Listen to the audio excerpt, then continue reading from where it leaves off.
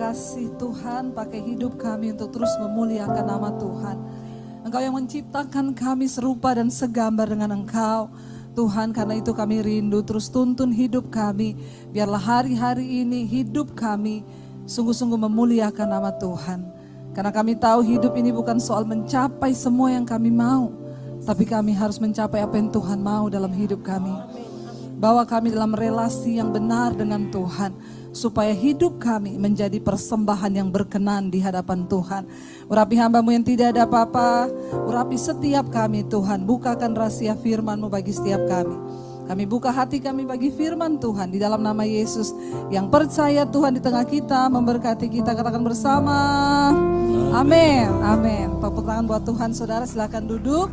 Shalom, bagaimana kabarnya sore ini? Luar biasa, iya. Saudara, kita semua tentunya rindu mempersembahkan sesuatu yang berkenan kepada Tuhan. Amin apa amin? Iya, kita percaya bahwa kita bukan hanya sekedar jadi Kristen, tapi kita rindu agar hidup ini sungguh-sungguh kita mempermuliakan dan mempersembahkan yang terbaik. Iya, tema firman Tuhan hari ini terambil dari Injil Yohanes pasal yang keempat, ayat yang ke-24, saudara. Di sana firman Tuhan berkata, ya, Yohanes pasal yang keempat ayat yang ke-24 kita baca bersama kalau saudara bawa Alkitab atau ada di layar. Ya, firman Tuhan berkata 1, 2, 3, Allah itu roh dan barang siapa yang menyembah Dia harus menyembahnya dalam roh dan kebenaran. Allah itu roh dan barang siapa yang menyembahnya harus menyembah Dia dalam roh dan kebenaran. Kayaknya kurang afdol kalau kita tidak tahu kenapa ayat ini terucap dari mulut Yesus. Makanya kita mau baca dari ayat yang pertama, ya. Yuk kita baca ayat yang pertama, Injil Yohanes pasal yang keempat ayat yang pertama, saudara. Judul perikopnya di sana percakapan dengan perempuan Samaria. Baca sama-sama biar tidak ngantuk, baca Alkitab. Ya, jangan cuma pendeta yang baca, saudara juga ikut baca. 1, 2, 3. Ketika Tuhan Yesus mengetahui bahwa orang-orang Farisi telah mendengar bahwa Ia memperoleh dan membaptis murid lebih banyak daripada Yohanes, ayat yang kedua. Nah, dalam hal ini multimedia harus cepat dan sigap, ya. Meskipun Yesus sendiri tidak membaptis melainkan murid-muridnya, ayat 3 berkata, Yudea dan kembali ke Galilea, ya. Ia harus melintasi daerah Samaria. Yesus meninggalkan Yudea, kembali ke Galilea, melintasi lewat di daerah Samaria.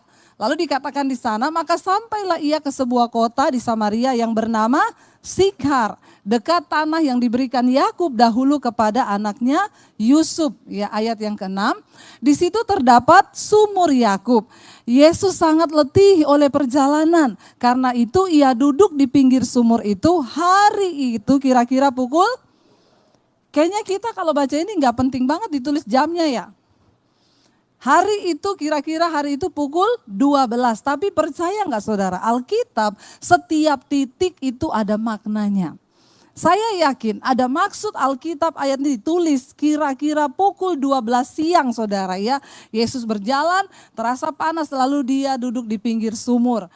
Firman Tuhan ayat yang berikutnya berkata begini, saudara. Maka datanglah seorang perempuan Samaria hendak menimba air. Kata Yesus kepadanya, berilah aku minum.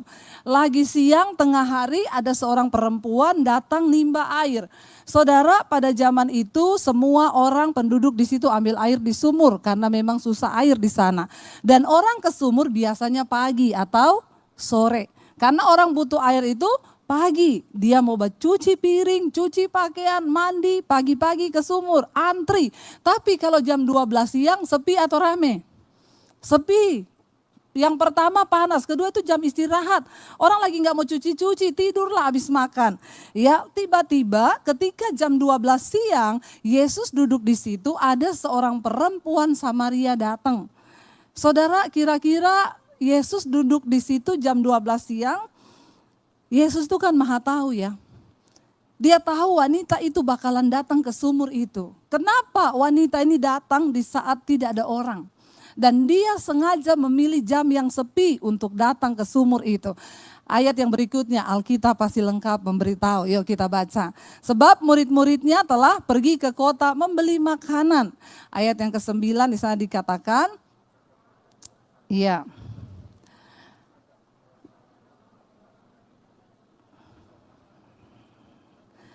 Jadi saudara, di sana dikatakan, nih layarnya mati-mati ya, saya baca dari sini saja. Ketika murid-muridnya itu sudah pergi membeli makanan, Yesus sendiri, perempuan ini datang. Ingat tadi ketika dia datang, Yesus bilang, berilah aku minum. Lalu perempuan itu menjawab kepada Yesus, ya, di sana dikatakan, maka kata perempuan itu kepada Yesus, ya, masakan engkau orang Yahudi minta minum kepada seorang Samaria? Sebab saat itu orang Yahudi tidak bergaul dengan orang Samaria. Dia bilang sama Yesus, kamu orang Yahudi, kenapa minta minum sama orang Samaria? Lalu jawab Yesus di sana apa saudara? Baca bersama. Ya, jawab Yesus di sana ayat yang ke-10 sekarang ya. Perempuan itu berkata kepada dia, ya ayat yang ke-10. Jawab Yesus kepadanya, jikalau engkau tahu apa? Tentang karunia Allah dan siapakah dia yang berkata kepadamu, berilah aku minum, niscaya engkau apa saudara? Telah meminta kepadanya dan ia telah memberikan kepadamu air hidup. Yesus bilang kalau kamu tahu kamu ini berdiri di depan siapa, pasti engkau sudah meminta kepadaku air hidup itu. Lalu perempuan ini gak ngerti apa yang Yesus maksud. Dia menjawab kepada Yesus begini saudara, ayat yang berikutnya. Ya, dia jawab kepada Yesus di sana, kata perempuan itu kepadanya, Tuhan, engkau tidak punya timba, ya, dan sumur ini amat dalam. Dari manakah engkau memperoleh air hidup itu? Perhatikan saudara, orang yang rohnya mati tidak akan pernah mengerti maksud Tuhan. Sekalipun engkau baca Alkitab, makanya saya banyak temui orang konseling, Bu, saya baca Alkitab bolak-balik, gak ngerti-ngerti maksudnya apa. Kenapa? Karena rohmu mati. Dia nggak ngerti apa yang Yesus maksud. Dia malah ngomong kepada Yesus, emang kamu punya timba? Ini sumur dalam sekali. Bagaimana kamu bisa timba air dan memberikan saya air hidup? Dari mana kamu dapat air? Orang yang rohnya mati tidak akan mengerti perkara-perkara rohani. Dia tidak akan pernah tahu. Buta saudara sama sekali, sekalipun mungkin dia ke gereja, apalagi yang tidak ke gereja. Firman ini berkata saudara, kata perempuan itu kepadanya, kamu gak punya timba. Ayat yang berikutnya, ayat yang ke-12 di sana. Adakah engkau lebih besar daripada bapa kami Yakub? Dia gak ngerti Yesus ini siapa. Dia bilang, kamu lebih besarkah dari Yakub? Yakub adalah yang memberikan sumur itu kepada mereka. Ya, Yakub yang memberikan sumur ini kepada kami, dia bilang. Dan Yakub, anak-anaknya, ternaknya semua sudah hidup dan minum air sumur ini. Lah engkau siapa? Apakah engkau lebih besar daripada Yakub? Dia tidak tahu siapa Yesus itu. Lalu ayat yang berikutnya saudara, di sana jawab Yesus kepadanya apa? Barang siapa minum air ini, ia akan haus lagi. Yesus menunjuk kepada sumur itu. Tetapi ayat yang berikutnya Yesus berkata kepada dia, ayat yang berikutnya 1, 2, 3 saudara. Yesus bilang apa? Iya. Yesus bilang, ya. Ya, terus gak apa-apa baca.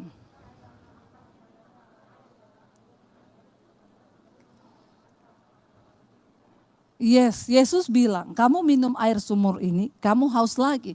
Tapi barang siapa yang minum air yang aku berikan, yaitu air hidup, dia tidak akan pernah haus lagi. Bahkan dari dalam dirinya akan mengalir aliran-aliran air sampai kepada kekekalan. Sampai selama-lamanya, bahkan sampai pada hidup yang kekal. Wanita ini rohnya mati, gak ngerti. Dia tidak mengerti lagi apa yang Yesus bilang. Jadi dia bilang sama Yesus begini saudara. Coba kita baca sama-sama. Ya, lalu perempuan itu, kata perempuan itu, ya dia bilang apa saudara di sana? Ya, ini layar saya mati soalnya ya, jadi saya harus Dia bilang apa ayat 15, saudara 1, 2, 3. Kata perempuan itu kepadanya, Tuhan berikanlah aku air itu supaya aku tidak haus dan tidak usah datang lagi ke sini untuk menimba air. Perempuan ini tidak mengerti makna rohani yang Yesus sampaikan. Dia pikir kalau dia minum air itu dia akan menjadi mata air. Siapa tahu dia bilang bisa buka usaha air isi ulang. Karena dia menangkap secara logika. Wah benar ini Tuhan. Kalau engkau kasih air itu sama saya nggak akan haus-haus. Malah saya jadi sumber mata air. Berarti berilah kepada saya air itu. Tetapi saudara yang luar biasa, perempuan ini mau menerima tawaran Yesus.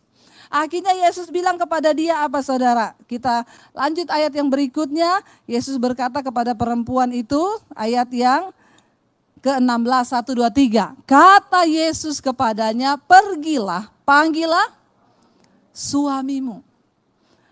Ya, kayaknya agak di luar konteks jawaban Yesus kepada perempuan ini.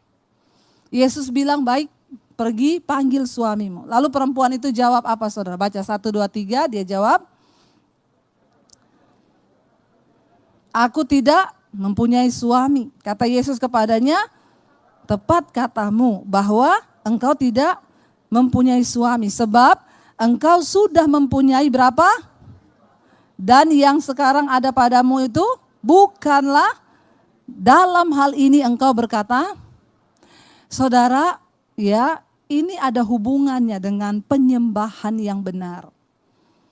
Yesus adalah Tuhan yang sangat mengerti. Sekarang kita tahu kenapa perempuan ini datang jam 12 siang di saat sumur lagi sepi. Ternyata karena dia sudah menikah 5 kali. Dan saat itu dia sedang tinggal dengan seorang pria yang bukan suaminya alias kumpul kebo. Saudara bisa bayangkan seorang yang sudah bercerai 5 kali datang ke sumur dan dalam keadaan sedang kumpul kebo. Maka orang di sumur akan bergosip. Itulah kebanyakan hobinya orang Kristen, tapi di sini tidak. Bilang amin. Oh haleluya. Dia tidak datang ke sumur di saat banyak orang karena pasti orang akan bicara tuh. Udah kawin 5 kali, sekarang kumpul kebo lagi sama suami orang. Tapi Yesus Tuhan yang tahu. Yesus bukan tidak tahu keadaan perempuan ini. Dia seorang wanita yang bukan hanya haus dengan air yang ada dalam sumur itu. Tapi dia seorang wanita yang haus dalam seluruh kehidupannya. Dia menikah dengan suami yang pertama dengan harapan bahwa suami laki-laki itu dapat memuaskan dia. Di dalam segala hal. Mungkin dalam keuangan, di dalam perhatian, kasih sayang. Ketika dia menikah dengan suami yang pertama, suaminya mungkin melukai dia. Dia tidak dapatkan apa yang dia inginkan dari pernikahan yang pertama. Dan dia berpikir, ternyata apa yang aku rindukan selama ini tidak aku temui dalam pernikahanku. Lalu dia memutuskan untuk bercerai dengan suami yang pertama. Dia gagal 1 kali. Dia coba membangun yang kedua kali. Dia menikah lagi dengan seorang laki-laki. Kali ini dia sudah agak lebih pintar karena sudah punya pengalaman yang pertama saudara. Dia cari seorang pria. Dan saya yakin pasti kriterianya berbeda sama yang dulu. Karena dia sudah paham benar. Dia menikah dengan pria yang kedua dengan harapan yang sama. Dia akan membangun sebuah rumah tangga yang berbahagia. Dan dia akan mendapatkan kepuasan dari laki-laki itu. Ternyata ketika dia menjalani pernikahan, dia tidak menemukan kepuasan yang dia cari dalam hidupnya. Dan akhirnya dia memutuskan untuk bercerai dengan suami yang kedua. Dia mencoba yang ketiga kali untuk membangun rumah tangga. Dia menikah lagi dengan suami yang ketiga dengan harapan yang sama. Dan pasti kali ini dia lebih berpengalaman. Sudah 2 kali gagal, ini yang ketiga. Dia menikah saudara. Dengan sebuah pengharapan bahwa semua kepuasan yang dia cari selama ini akan dia temukan kepada pria yang ketiga. Tapi ternyata keadaan berkata lain. Ternyata hidup itu tidak seindah hayalan-hayalan kita. Apalagi kalau kita membangun ya angan-angan di dalam konteks kebahagiaan yang salah. Makanya jangan kebanyakan nonton drama. Karena hidup ini tidak seindah drama, tapi tidak sesedih juga film India. Ya, kalau nonton drama Korea, suaminya ganteng-ganteng, bawain kita bunga, ibu-ibu mulai berekspektasi, kalau saya nikah suami saya datang bawa bunga, boro-boro bunga bang. Ya, bunga bener aja nggak dibawain. Lalu kita mulai kecewa, suami saya itu pelit. Ternyata dulu waktu nikah sama saya ganteng sih Bu, sekarang udah gendut, botak lagi.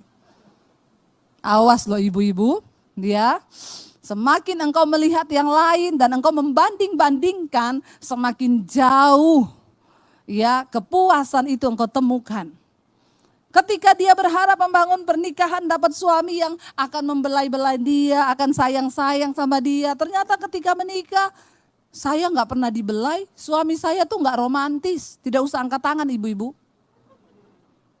Saya tahu di sini banyak ibu-ibu yang ngomong, suami saya itu nggak romantis Bu, padahal saya pengen dirangkul loh. Tidak semua laki-laki itu sama. Saya itu suami saya orang Solo, kalau di mall saya bilang, saya rangkul dong. Aku tuh nggak biasa loh, orang Solo itu pekewo. Ya udahlah, yang penting ya kita saling tahu, nggak usah memaksakan suami. Jangan bilang ini itu loh suaminya si Anu tuh rangkul-rangkul. Rangkul-rangkul ternyata itu selingkuh. Ya, jalani rumah tanggamu dengan apa yang ada. Jangan terlalu banyak menuntut sehingga engkau tidak menemukan kepuasan di dalam rumah tangga. Akhirnya perempuan ini menikah untuk yang kelima kali. Sudah 4 pengalaman. Dengan harapan yang kelima ini pasti lebih baik. Ternyata yang kelima pun akhirnya gagal di tengah jalan. Yesus berkata, engkau sudah punya 5 suami. Dan yang terakhir ini yang ada padamu bukan suamimu. Artinya apa? Mungkin mereka tinggal bersama, tapi perempuan ini memutuskan gak usah nikah dulu daripada nanti cerai lagi. Loh bener gak? Jam 12 siang wanita ini datang ke sumur di saat tidak ada orang. Dia malu dengan penghakiman manusia. Karena dia punya masa lalu yang begitu buruk, kelam, dan bagi sebagian masyarakat di situ dia sampah. Tapi Yesus mengerti. Yesus tahu sampai kedalaman hatinya. Yesus sengaja datang di sumur itu di jam 12 di mana saat wanita itu akan datang. Seorang yang datang dengan kehausan, tidak memiliki hubungan yang baik. Kenapa saudara? Karena hubungannya dengan Tuhan rusak. Sehingga hubungan dengan semua orang pun rusak. Dengar baik-baik, kalau hubunganmu dengan Tuhan tidak sehat, maka hubunganmu dengan suami, dengan istri, dengan anak juga akan rusak. Dan itu akan menyebabkan engkau jatuh ke dalam banyak dosa dan kegagalan. Dan engkau akan semakin jauh dan semakin rusak hubunganmu dengan sesama manusia. Tetapi ketika engkau berjumpa dengan Tuhan, Dia hidupkan rohmu saudara. Dan apa yang terjadi? Yesus berkata kepada perempuan itu, Yesus langsung tembak kepada perempuan ini. Yesus bilang, yes, benar kamu gak punya suami. Dalam hal ini engkau berkata benar karena sudah 5 suami. Dan yang sekarang padamu bukan suamimu. Kata perempuan itu kepadanya, Tuhan, nyata sekarang padaku bahwa engkau seorang nabi. Tadi dia berkata kepada Yesus apa? Kamu itu kan orang Yahudi. Kenapa minta air sama orang Samaria? Dia tadinya menyebut Yesus seorang Yahudi. Ya, bahkan dia bilang kamu gak punya timba. Dia tidak mengerti. Tapi ketika Yesus tahu semua hidupnya, dia kaget. Dia langsung keluar dari mulutnya, sekarang aku tahu engkau itu nabi, yaitu utusan Tuhan. Saudara, jangan pikir Yesus tidak tahu dengan kehidupanmu. Apa saja, bahkan yang ada di dalam hati kita itu Tuhan tahu. Kenapa? Sebab Dia Maha tahu. Tidak ada yang tersembunyi bagi Dia, saudara. Lalu Dia berkata kepada perempuan ini, kita akan coba mengerti ya kenapa keluar ayat 24 tadi. Perempuan itu berkata, nenek moyang kami menyembah di atas gunung ini. Tetapi kamu katakan kepada, ya kamu katakan bahwa Yerusalemlah tempat orang menyembah. Kita tahu saudara yang mengikuti mesbah doa, kita membahas perjanjian lama dari kitab Kejadian. Bagaimana bangsa Israel kalau mereka akan menyembah Allah, mereka naik ke atas gunung. Karena Tuhan hadir di gunung, di tempat yang tinggi. Tapi ketika akhirnya Allah menyuruh mereka membuat bait suci supaya Allah bisa hadir, mereka bangun di Yerusalem. Sehingga orang dari berbagai penjuru akan datang ke Yerusalem untuk menyembah Allah di sana. Tapi Yesus berkata kepada perempuan ini, ya dia bilang nenek moyang kami menyembah di gunung dan engkau berkata di Yerusalemlah tempat orang menyembah. Tetapi Yesus berkata kepada orang ini, kepada wanita ini, kata Yesus kepadanya, percayalah kepadaku hai perempuan, saatnya akan tiba bahwa kamu akan menyembah Bapa bukan di gunung ini, bukan juga di Yerusalem. Kamu menyembah apa yang tidak kamu kenal, kami menyembah apa yang kami kenal. Sebab keselamatan datang dari bangsa Yahudi. Yesus berkata kepada perempuan itu, akan tiba saatnya dan sudah tiba sekarang waktunya. Engkau akan menyembah bukan lagi di gunung-gunung, engkau tidak lagi harus datang ke Yerusalem di bait Allah. Tetapi engkau akan menyembah Allah di dalam roh dan kebenaran. Yesus berkata, engkau menyembah yang tidak engkau kenal, kami menyembah apa yang kami kenal. Dengan kata lain, penyembahan harus berdasarkan pengenalan pribadi akan Tuhan. Engkau tidak akan pernah bisa menyembah Tuhan dengan benar kalau engkau tidak mengenal siapa Tuhanmu. Dan untuk bisa mengenal siapa Tuhan kita, seringkali kita harus diizinkan masuk di dalam penderitaan. Kenapa? Karena penderitaan akan membuat kita semakin mengenal Tuhan. Saya yakin wanita yang datang ke sumur itu jam 12 siang, dia juga sudah putus asa hidupnya. Tidak dia dapatkan kepuasan. Bahkan mungkin dia jalan itu, iblis ngomong bunuh diri aja, hidupmu sudah hancur. Ini yang keenam, suamimu juga cuma bikin stres hidupmu. Belum lagi engkau dihakimi orang. Dihakimi masa lalunya, dihakimi dosa-dosanya. Tapi Tuhan tahu. Dan Yesus itu adalah Tuhan yang sangat luar biasa. Dia melihat hatimu, dia tahu hidupmu saudara. Yesus datang, dia tawarkan air kehidupan. Sejak saat itu perempuan ini dengan percakapan yang singkat dari Tuhan. Dia mengerti. Dia tahu saudara tentang Yesus ini. Dia mulai mengenal Tuhan. Dia bilang beri aku air itu Tuhan. Lalu Tuhan bilang kamu menyembah apa yang tidak kamu kenal. Tapi kami menyembah apa yang kami kenal. Ayat 24 di sana dikatakan saudara. Ya Allah itu roh. Dan barang siapa menyembah dia harus menyembahnya dalam roh dan kebenaran. Ayat yang berikutnya 25, perempuan ini berkata, jawab perempuan itu kepadanya, aku tahu. Apa saudara? Bahwa Mesias akan datang yang disebut juga Kristus. Apabila ia datang, ia akan memberikan segala sesuatu kepada kami. Ya, dia mulai tahu, dia mulai mengenal. Dia mulai dengar firman, dia mulai nangkap. Ayat yang ke-26, di sana dikatakan, kata Yesus kepadanya, akulah dia yang sedang berkata-kata dengan engkau. Akulah dia. Kita memerlukan perjumpaan pribadi dengan Yesus supaya hidupmu berubah. Engkau tidak akan pernah bisa menjadi penyembah yang benar, yang menyembah dia dalam roh dan kebenaran. Kalau engkau belum berjumpa secara pribadi dengan Tuhan dan rohmu dihidupkan. Cuma orang yang sudah mengalami Tuhan, yang akan bisa dengan air mata berkata, Tuhan engkau setia Tuhan. Engkau tidak akan pernah bisa mencucurkan air mata. Kalau engkau tidak pernah merasakan kasih Tuhan atas hidupmu, engkau harus merasakan. Cuma orang-orang yang tahu dan pernah merasakan Tuhan. Engkau akan mudah menangis waktu engkau ngomong Tuhan kenapa? karena benar-benar engkau mengalami.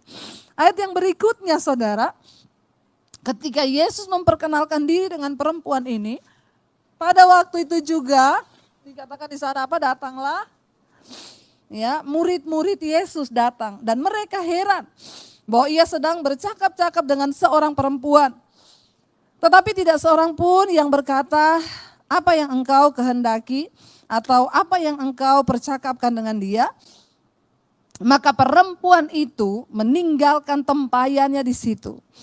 Lalu dia pergi ke kota dan berkata kepada orang-orang di situ, mari lihat di sana.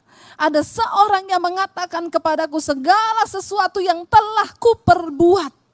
Mungkinkah dia Kristus? Dia sudah tidak malu lagi ketemu orang. Dia berlari ke kota, dia temui semua orang. Dan dia berkata, aku berjumpa dengan Tuhan yang mengetahui semua yang terjadi atas hidupku. Dia tahu semua yang aku perbuat. Dia tahu suamiku 6, dia tahu semua kegagalanku, dia tahu semua masa laluku. Dia pergi berkata kepada semua orang. Dia bilang, mari lihat di sana. Ya, ada seorang yang mengatakan kepadaku segala sesuatu yang telah kuperbuat. Mungkinkah dia Kristus itu? Ayat 30, maka mereka pun pergi keluar kota lalu datang kepada Yesus. Sementara itu murid-muridnya mengajak dia. Katanya, Rabi, makanlah, akan tetapi ia berkata kepada mereka, padaku ada makanan yang tidak kamu kenal. Maka murid-murid itu berkata seorang kepada yang lain, adakah orang yang telah membawa sesuatu kepadanya untuk dia makan? Kata Yesus, makananku ialah melakukan kehendak dia yang mengutus aku dan menyelesaikan pekerjaannya. Bukankah kamu mengatakan ya 4 bulan tibalah musim dan lain sebagainya. Saudara lihat, orang-orang yang rohnya dibaharui, mereka akan pergi untuk bersaksi. Perempuan ini dia tidak malu lagi. Dia ketemu semua orang dan dia menceritakan dia berjumpa dengan seorang pribadi yang begitu luar biasa. Sudahkah engkau mengalami Kristus dalam hidupmu? Orang yang sudah mengalami Tuhan, ciri yang pertama hidupnya berubah. Dia berubah. Semuanya diubahkan. Hanya ketika roh kita dihidupkan, maka kita bisa menjadi penyembah yang berkenan di hadapan Tuhan. Kenapa saudara? Karena waktu manusia jatuh ke dalam dosa, Tuhan berkata kepada Adam, ketika engkau makan buah itu maka engkau akan mati. Ketika Adam dan Hawa makan buah itu, mereka tidak mati secara fisik, tapi mereka mati rohaninya. Orang-orang yang hidupnya mati, rohaninya mati, engkau tidak akan mungkin bisa memiliki relasi yang sehat hubungan dengan Tuhan.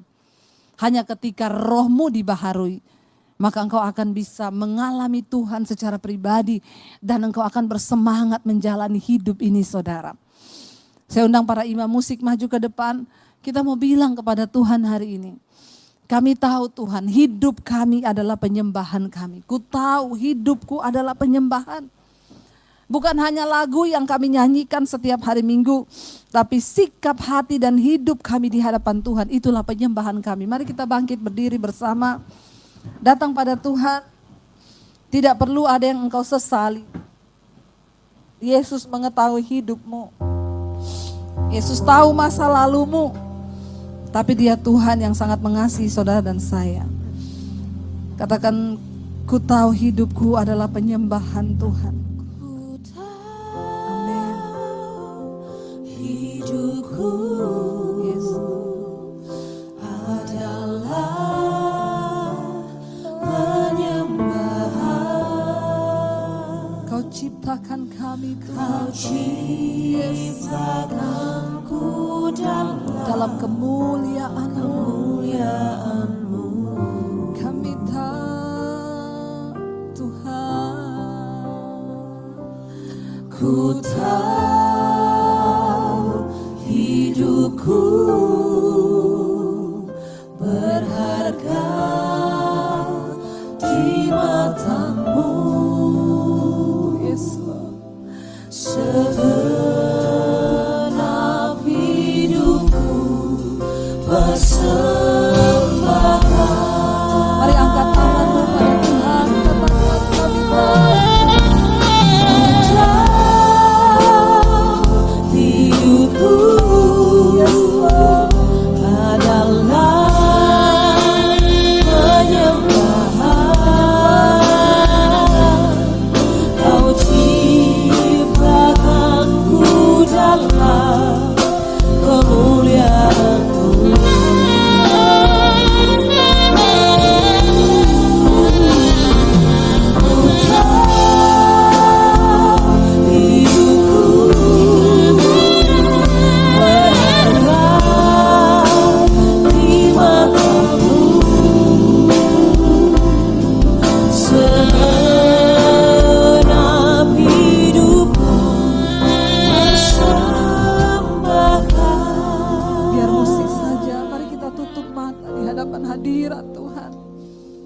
Kami tahu Bapa, Engkau tahu segala masa lalu kami. Engkau tahu setiap salah, bahkan perbuatan kami. Tidak ada satupun yang tersembunyi. Kami butuh perjumpaan pribadi dengan Tuhan. Kami butuh berjumpa dengan Tuhan, Sang Juru Selamat itu. Hidupkan roh kami Bapa, supaya kami bisa menyembah Engkau di dalam roh dan kebenaran. Kami tidak ingin menyia-nyiakan waktu-waktu hidup kami di dunia ini. Ajar kami mengejar apa yang berkenan kepada Tuhan. Bahwa kami mengalami Engkau di dalam hidup kami Bapa. Engkau tahu penyesalan kami, Engkau tahu hidup kami. Seperti wanita yang menghindari orang banyak, dia terpuruk dengan dosa. Bahkan dia salah memilih dan mengambil keputusan di dalam hidupnya. Tapi Yesus begitu mengasihi. Engkau mengasihi kami, kasih Engkau pilih kami. Bahwa kami semakin dekat lagi kepada Tuhan hari-hari ini Bapa. Bahwa kami semakin mengejar Engkau. Menjadi penyembah yang benar, yang menyembah Engkau dalam roh dan kebenaran. Hamba berdoa Tuhan bagi setiap anak-anak-Mu hari ini. Lihat hati dan hidup kami. Kami datang pada Tuhan, biarlah waktu-waktu sisa kami di dunia ini, waktu-waktu yang masih Tuhan berikan untuk kami, kami boleh pakai untuk menyenangkan hati Tuhan. Tuntun kami masuk dalam rencana-Mu Bapa. Jangan biarkan kami terhanyut dengan dunia ini Tuhan. Tapi bawa kami benar-benar mengenal kehendak Tuhan dalam hidup kami. Ini hidup kami Tuhan. Karena itu mari saudara buka hati dan tanganmu di hadapan Tuhan. Terimalah kiranya berkat rahmat anugerah dari Allah Bapa, cinta kasih dari Tuhan Yesus Kristus, penyertaan Allah Roh Kudus yang akan terus menyertai hidup kita. Mulai dari hari ini bahkan sampai kali yang kedua. Tuhan Yesus datang kembali. Nama kita tercatat di dalam kitab kehidupan. Karena itu mari kita berkata di dalam nama Tuhan Yesus. Katakan bersama. Amin. Amin. Tepuk tangan buat Tuhan saudara.